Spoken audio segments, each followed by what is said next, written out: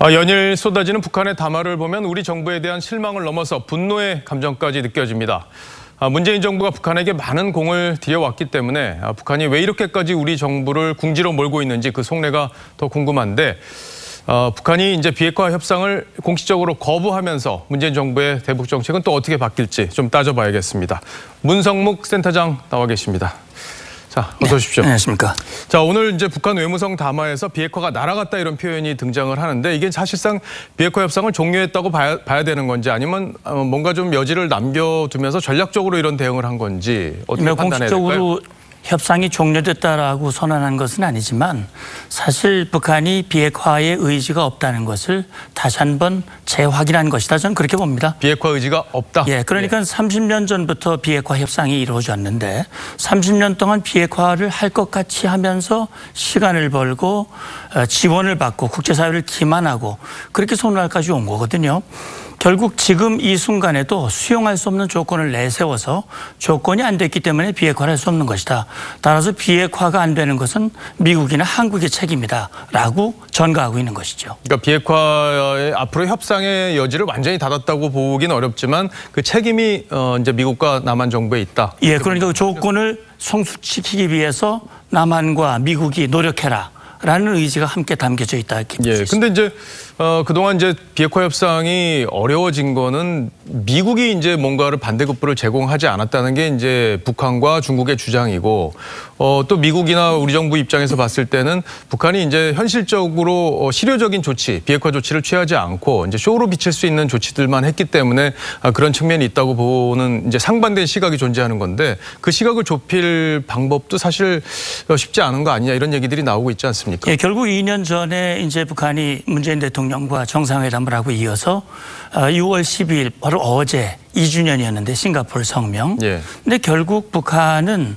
말로는 완전한 비핵화라고 합의했지만 실제로는 비핵화를 이루기 전에 미국의 여건을 만들어야 된다. 다시 말하면 군사 위협을 해소하고 체제 안정의 여건을 보장해줘라. 예. 이것이 되면 비핵화 못할 일이 없다라고 제안을 해놨거든요.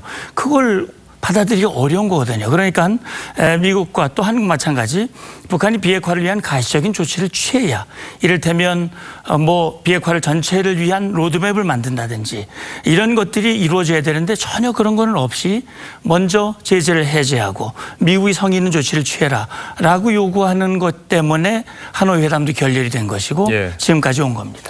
지금 뭐 상황만으로 놓고 볼 때는 비핵화 협상의 어떤 불씨를 되살리는 건 사실상 쉽지 않은 그런 상황이라고 볼 수 있고 그렇습니다. 북한도 아마 그런 걸 의식해서 저런 식의 담화를 내놓은 게 아닌가 싶은데 자, 그럼 우리 정부는 계속 지금 대화를 하겠다는 입장을 바꾸지 않고 있어요. 북한은 이제 안 하겠다 뭐 이런 취지의 얘기를 지금 분명하게 입장을 밝히고 있는 상황이고 그렇다면 남북 간의 대화가 이루어질 가능성 앞으로 당분간 문재인 정부에서 이루어질 가능성은 어떻게 보십니까? 예, 그런데요. 북한이 뭐 대화를 안 하겠다고 말은 하지만 사실 그동안 북한이 그런 비슷한 얘기는 많이 했습니다. 남측과는 영원히 마주하지 않겠다고 얘기를 해놓고 자기들이 아쉬움은 나왔거든요. 지금은 안 하지만 자기들이 아쉬움만 언젠가 나올 겁니다.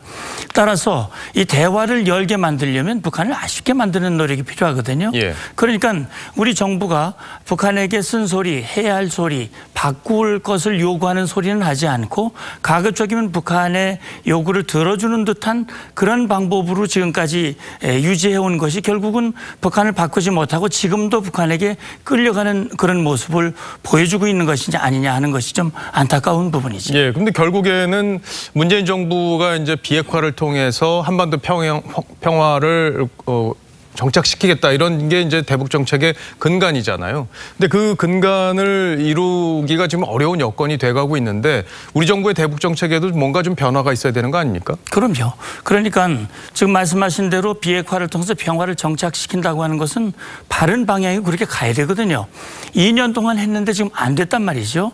지금 정부는 그동안 남북관계를 발전시켜서 비핵화를 추동시키겠다고 얘기를 했는데 실제로는 남북관계도 안 되고 비핵화도 안 되고 한미동맹도 흔들리고 우리는 북한으로부터 굉장히 시달림을 받고 있습니다. 그렇다면 어디에서부터 잘못됐는지 근본적으로 문제를 점검하고 바꾸는 노력이 필요한 것이죠. 예. 다시 말하면 북한이 비핵화를 하지 않는다면 그 어떤 것도 안 되는 것이고 핵 위협이 높아지면 높아질수록 한미동맹이 더 강화되고 연합 전력이 더 강화되고 우리는 북한이 원하는 것을 들어줄 수 없다. 제재가 높아질 수밖에 없다. 예. 이걸 알려줘야지요. 예. 뭐 북한이 핵을 갖고 있는 한 한반도에 평화가 온다는 건 허상일 수밖에 없는데 문재인 정부가 이걸 어떻게 풀어갈지 좀 더 지켜보도록 하죠. 그렇습니다. 예. 오늘 말씀 잘 들었습니다. 지금까지 문성묵 센터장이었습니다. 감사합니다.